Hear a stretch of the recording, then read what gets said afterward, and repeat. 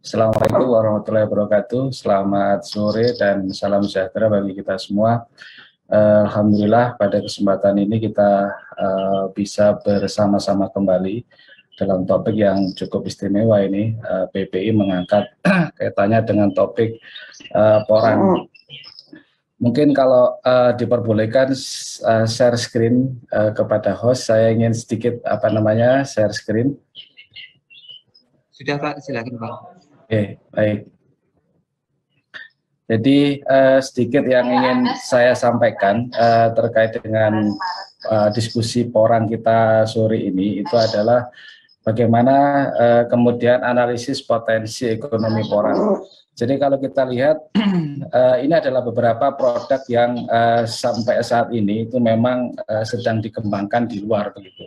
Nah, kami punya cita-cita ini bisa dikembangkan oleh teman-teman petani ataupun teman-teman asosiasi begitu, dan ini yang sudah kita buat ya, sampai di level shirataki. Shirataki itu artinya adalah bening. Jadi kalau misalnya bukan mie ya, kalau mie shirataki itu artinya mie yang memang warnanya bening. Jadi kalau sesuatu yang bening-bening itu namanya shirataki. Jadi nanti mungkin kalau ketemu sesuatu yang bening, oh ini shirataki, itu kodenya porang itu. Bapak Ibu yang saya hormati, jadi kalau kita lihat dari sisi ekspor sebenarnya nanti mungkin Pak Direktur akan lebih paham begitu. Cuman saya akan coba kritisi terkait dengan kondisi kita begitu ya. Jadi kalau misalnya posisi ekspor kita itu adalah sekitar 20 juta kilogram chip ya, itu ekivalen dengan sekitar 136 juta kilogram porang. Nah, ketika kemudian saya coba menghitung kebutuhannya itu adalah hanya sekitar 1.952 hektar. Jadi kalau hanya 1.952 hektar, ini dengan asumsi bahwa produktivitas kita 70 ton per hektar, maka sebenarnya kita ada defisit sekitar 1.500. Artinya 1.500 ini mau dikemanakan begitu ya. Itu dengan catatan bahwa ekspor kita untuk tahun 2021 ini mungkin sama dengan ekspor atau mungkin mengalami peningkatan. Artinya betul bahwa sinergitas antara teman-teman yang ada di petani, kemudian ada di pengepul dan eksportir, ini memang betul-betul harus benar-benar harus dijaga dengan baik begitu ya, sehingga 1.500 ini itu menjadi sesuatu yang nanti bisa kita kembangkan. Nah, melihat fenomena yang seperti ini, sebenarnya kami mencoba untuk melakukan dua hal. Yang pertama, jangan sampai kemudian pasar porang ini tergantung dengan ekspor. Ekspor boleh, tapi itu mungkin sekarang menjadi prioritas utama, Bapak Ibu sekalian. Jadi ekspor yang sekarang itu mungkin memang menjadi tulang punggung pengembangan tanaman porang. Tapi sebaliknya itu yang kedua ini yang harus kemudian kita kembangkan, yaitu membangun market untuk pasar lokal. Nah, membangun market pasar lokal ini sebenarnya juga sudah dilakukan oleh teman-teman yang ada di Ambiko. Dari kemarin kalau misalnya Bapak Ibu yang ada di Porang pasti sudah kenal dengan Ambiko dan Pak Johannya mungkin ya. Jadi bagaimana kemudian mereka mengembangkan apa yang disampaikan oleh beliau, mengatakan bahwa pasar dalam negeri dalam 3 tahun terakhir itu setara dengan pasar ekspor. Nah, informasi seperti ini sebenarnya adalah perlu kemudian kita kita coba untuk urai begitu ya. Jadi kalau misalnya kita coba untuk urai, artinya apa untuk diurai itu?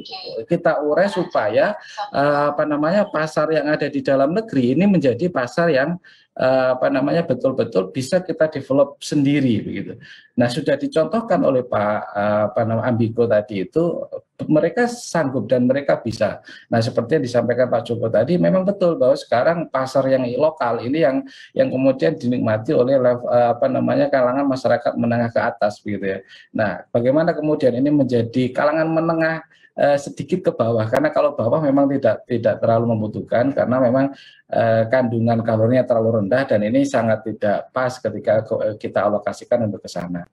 Nah, Ini adalah beberapa produk orang di pasar lokal. Jadi ada beberapa yang yang produksi kami yang ada di UB itu yang modelnya seperti ini. Jadi kita sudah berani mengklaim bahwa porang kita itu memang mengandung 60% glukomanan. Nah, yang lain kami belum tahu karena tidak banyak yang memproduksi sampai di level ini. Biasanya di beberapa industri kalau untuk ekspor itu tentu pasti perlu lebih naik lagi. Nah, ini juga beberapa hal beberapa produk yang sekarang berkembang. Sebegini banyaknya sebenarnya yang ini hanya 2 industri. Jadi yang menguasai Ambiko itu yang mulai dari Shirataki, kemudian Ashitaki, kemudian Shirataki ini lagi. Sekarang yang dari Feed Me All varian ini dari Bogor. Jadi ini salah satu aja varian yang sudah berkembang sekarang ada di pasar Indonesia. Yang lainnya belum. Nah, ini menuntut Bapak Ibu semua untuk bermain atau berdiskusi yang ada di level ini. Nah, kalau kita lihat bagaimana dengan harga tepung porang di pasar internasional, kebutuhan tepung porang sebenarnya sangat-sangat besar di Indonesia yang selama ini mereka melakukan impor terkait dengan itu. Contohnya adalah perusahaan di Garuda Food. Mereka membutuhkan glukomanan powder. Jadi ada 2 nih, glukomanan powder beda dengan konjak powder. Kalau konjak powder itu biasanya rata-rata masih sekitar 60% kandungan glukomanan. Kalau sudah glukomanan powder, rata-rata mereka sudah di atas 80 sampai 90%. Nah, bagi yang glukomanan powder tadi ini di pasar Indonesia sekarang cukup besar karena kita tahu bahwa banyak sekali produk-produk yang basisnya adalah serat. Yang ini kemudian memang saya tidak tahu apakah tidak banyak yang kemudian melirik ke pasar-pasar yang seperti ini. Nah, kami insya Allah masih tetap konsisten untuk melakukan itu kaitannya dengan riset-riset hilirisasi yang ada di produk porang ini. Nah, pertanyaannya, bisakah kemudian ini membumi? Jawabannya bisa, kalau misalnya kita mau bekerja bersama-sama begitu, jawabannya bisa jadi tidak gitu. Karena apa? Karena kemudian bisa jadi bahwa kita semua yang ada di komunitas porang itu hanya bermainstreamnya itu adalah menanam dan ekspor tadi itu. Pada suatu kondisi di mana ekspor itu nanti akan diberhentikan misalnya, dalam tanda petik misalnya dengan kualitas yang kurang baik, maka itu menjadi problem bagi petani kita. Nah, posisi yang kemudian kita mau membumikan ini sebenarnya yang menjadi posisi yang paling utama menurut kami. Nah, kondisi saat ini adalah seperti ini Bapak Ibu. Ada 2 produk utama yang ada di Indonesia saat ini yang konsumsinya cukup besar. Yang pertama adalah dari sisi mie-nya, yang kedua adalah dari nasinya. Nah, 2 produk ini adalah 2 produk pangan yang memang saat ini lagi ngetren di kalangan orang-orang ketogenik. Bapak Ibu bisa bayangkan sebenarnya berapa orang atau berapa ratus atau berapa ribu orang atau mungkin bisa jadi berapa juta orang yang membutuhkan ini. Sampai kemarin dikatakan oleh Ambiko beberapa minggu yang lalu mengatakan bahwa orang yang pengen pesan nasi shirataki itu sampai inden 3 sampai 4 minggu. Bisa dibayangkan bahwa sebenarnya adalah daya beli masyarakat terkait dengan itu cukup tinggi. Jadi itu hanya di sisi nasi ya, jadi di sisi nasinya. Padahal harga nasi per kilonya itu sekitar 190.000 per kilo. Jadi ini adalah potensi yang menurut saya luar biasa. Nah, kenapa kemudian ini menjadi mahal? Karena memang begini Bapak Ibu. Jadi satu porsi mie shirataki itu setara 11 kali. Jadi kalau kita makan ini sekali itu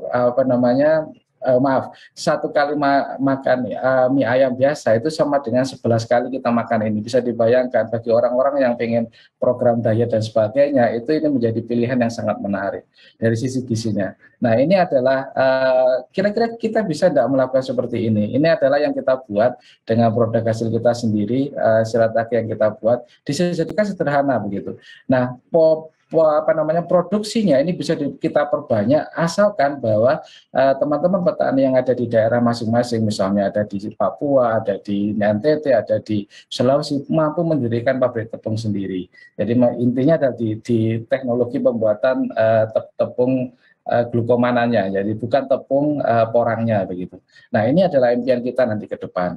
Nah, kenapa kemudian makanan ini menjadi top 10 Bapak Ibu? Sebenarnya posisi Indonesia saat ini adalah terbesar kedua setelah Cina dalam hal konsumsi mie instan Bapak Ibu. Jadi ini bisa dikatakan bahwa sebenarnya Cina membutuhkan cukup banyak, Indonesia juga sebenarnya juga lebih banyak. Kalau bisa dibayangkan bahwa saingan kita tadi untuk ekspor itu adalah ada di Vietnam, ada di Thailand, ada di Indonesia, menjadi salah satu supplier yang ada di Cina, maka sebenarnya Indonesia sendiri itu punya kebutuhan mie yang cukup besar, yang itu kemudian belum dicukupi dari kebutuhan kita sendiri. Kenapa? Karena sebagian besar, bukan sebagian besar, hampir semuanya mie itu yang ada di Indonesia itu adalah diambil dari gandum yang kita impor gitu ya. Jadi diambil gandum yang kita impor. Nah, belum ada yang kemudian kita membuat mie yang berasal dari negara kita sendiri. Nah, ini adalah kebutuhannya.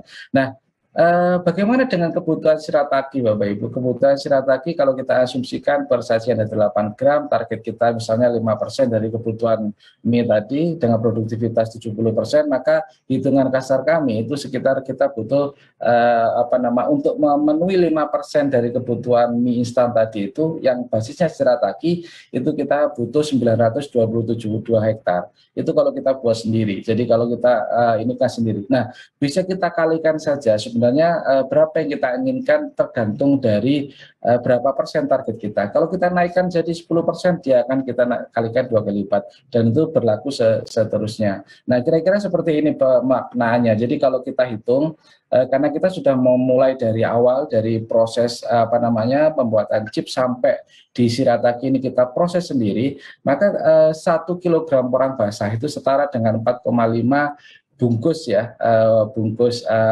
mie shirataki yang seperti ini atau setara dengan 9 sampai 14 porsi. Jadi ini yang sudah kita riset lah, kecil-kecilan yang kita sudah lakukan.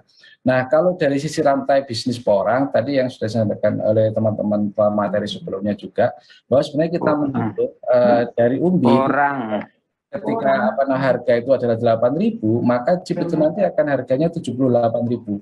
Kemudian nanti harga tepungnya sekitar 175 dan shiratakinya itu harga proporsinya itu nanti menjadi sekitar 12.000 Bapak Ibu. Nah, bagaimana kemudian potensi kenaikannya? Ini yang sudah kita hitung. Kenaikan 1.000 di harga porang itu akan menaikkan harga shirataki sebesar Rp500. Jadi ini yang kemudian nanti harus kita perhatikan betul sejauh mana elastisitas dari harga ini yang kemudian kita bisa petakan dari masing-masing rantai pasok ataupun pelaku-pelaku yang ada di sini. Kemudian ini kalau misalnya Bapak Ibu ingin bisa bekerja sama dengan kita ada 2 produk. Yang pertama adalah produk shiratakinya sudah jadi, yang kedua adalah produk yang masih tepung yang nanti bisa kita ajarkan bagaimana cara membuat shirataki seperti ini. Nah, kira-kira itu Pak Bayaki, terima kasih atas waktunya. Kami kembalikan lagi kepada moderator. Terima kasih Pak